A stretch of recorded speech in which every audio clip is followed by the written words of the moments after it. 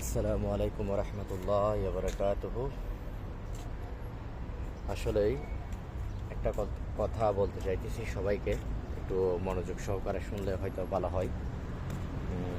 এখন দেখলাম ফজর নামাজের পরে মসজিদ থেকে বের হওয়ার পর আর কি মসজিদের যে আপনার গ্রিলের ওয়াল থাকে না, গ্রিলের ওয়াল, তো গ্রিলের ওয়ালের উপরে দেখলাম কিছু আপনার চায়ের কাপ আর কি, চায়ের কাপ। তো এটা এটা হচ্ছে একটা আল্লাহর ঘর, ঠিক আছে? তো অবশ্যই আল্লাহর ঘরকে যথেষ্ট পরিমাণ সম্মান এবং ভালোবাসা দিতে হবে। আর আপনি যত সম্মান করবেন আল্লাহর ঘরকে, অবশ্যই আল্লাহ আপনাকে তত তার চেয়ে অধিক সম্মান আল্লাহ দান করবে, ঠিক আছে? তো আপনি তো হয়তো বুঝতেছেন আমি কি বলতে চাইতেছি।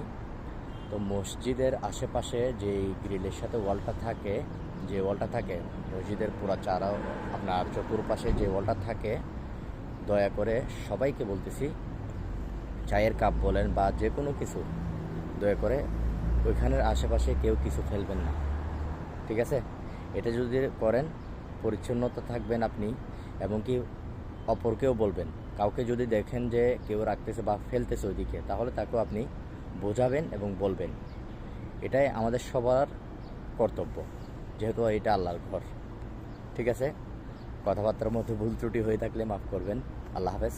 আসসালামু আলাইকুম ওয়া রাহমাতুল্লাহি ওয়া বারাকাতুহু।